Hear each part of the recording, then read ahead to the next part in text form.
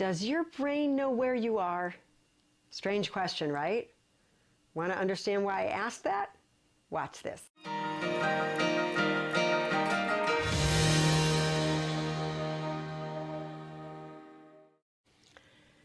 So let me explain why I asked the question, does your brain know where you are? You have a system, it's called the neurofascial system, which was coined by Sue Hitzman, who is the creator of the MELT method. And that neurofascial system is that communication that goes on in your body that allows you to have great stability, allows you to have good balance, allows you to move and work and live relatively pain-free when it's working efficiently. Now, what happens if it's not? Your brain doesn't know where you are. Let me explain that just a little bit. So, if you'd like to stand, I want you to stand. Ideally, you won't have any shoes on, so I'm going to go ahead and take my shoes off because you really want to feel the floor with this one, with your feet. And, if you're home, you can take your socks off as well. And you're going to stand there, and I want you to close your eyes, and I want you to notice, how are your feet communicating with your brain? Does your brain know where your feet are? Can your brain feel all of your foot? Or do you have more weight on the front of your feet, the back of your feet? Maybe more weight on the outside of one foot, the inside of another. You might even notice that one whole foot is bearing more weight than the other foot.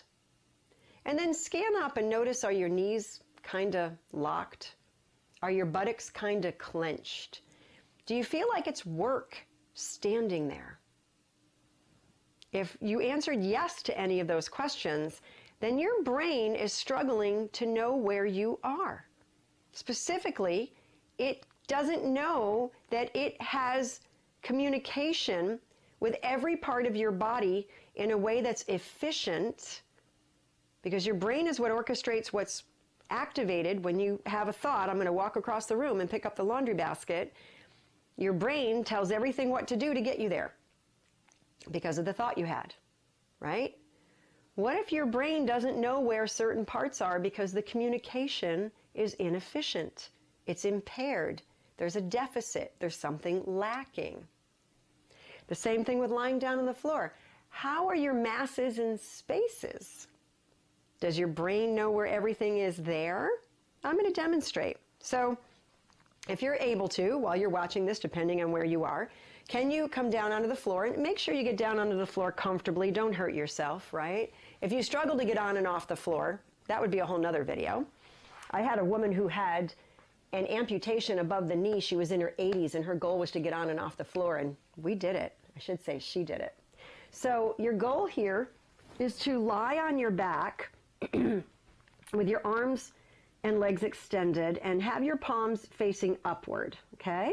Let your legs roll out if they want to roll out. Just relax your body on the floor.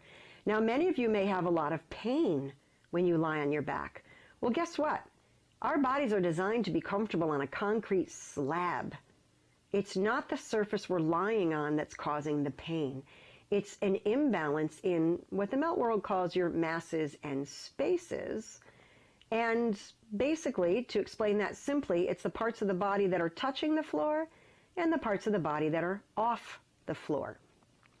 So let's start with the head. Are you bearing weight on the center of the back of the skull? Or do you feel like you're looking up, right? And you're more on the top of the back of the skull. Notice if you roll your head right and left, is there a nice feeling there, or are you limited turning to either side or both? Is there pain? Do you feel your shoulder pulling? Notice how your upper body's resting on the floor. Does it feel like you're one nice large mass of that upper body, or do you feel like your shoulder blades are poking into the floor? Do you feel like your arms are not really bearing weight, right, all the way down? Are you feeling the whole back of your hand resting on the floor, or do you feel like, you're kind of on your pinkies? And the rest of the hand is kind of off the floor, right? Can you bear weight there? Are your forearms on the floor? And then notice lower rib area, which is below the shoulder blades. If you're a woman and you're wearing a bra, the bra line is where that is resting, right? And of course, if you're a man, you know where the bra line is as well. And then notice the lower ribs. Do they feel like they're floating, right? Just below the bra line. Are those ribs floating up off the floor, or are they bearing weight? Is there a space there that's meant to be a mass?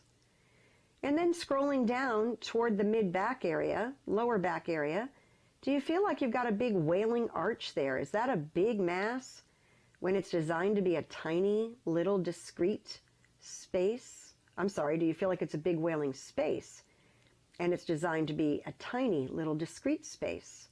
Ideally, we want it lower than the navel, so put your finger on your belly button and notice if that space between your low back and the floor is lower than the navel, right? And don't use your hands. If you can't use your hands, if you have to use your hands to notice where a space is, guess what?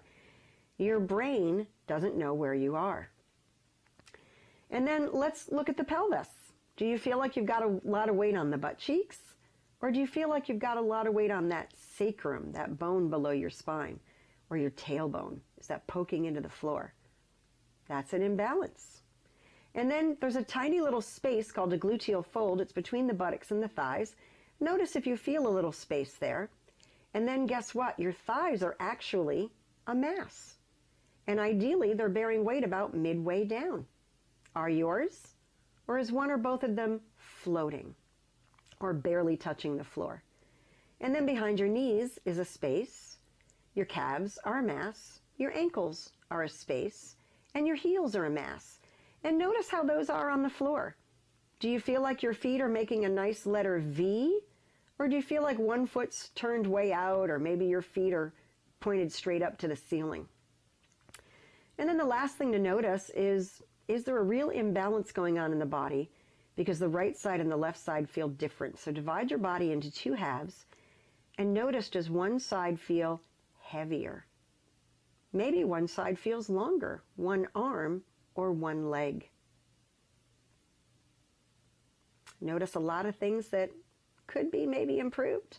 Ideally, to lay on the floor comfortably, the masses are the back of the head, the upper torso, including the lower rib cage, the butt cheeks, the thighs, the calves, and the heels. But if you've got a real imbalance going on between your masses and spaces, your weight's going to be on your skull, your shoulder blades, your tailbone, your calves, and your heels. And guess what? That's not very comfortable, right? Creates pain. So go ahead, bend your knees, turn to your side, and come up to sitting so that you don't injure yourself. And let me know in the comments, how are your masses and spaces? Are they balanced? Does your brain know where you are? Could your brain tell you if your lower ribs were touching the floor? Could your brain tell you what's going on right side, left side? Or is it struggling to know where you are? Let me know. And don't forget to hit like or subscribe if you're not already subscribing. I'll see you next time.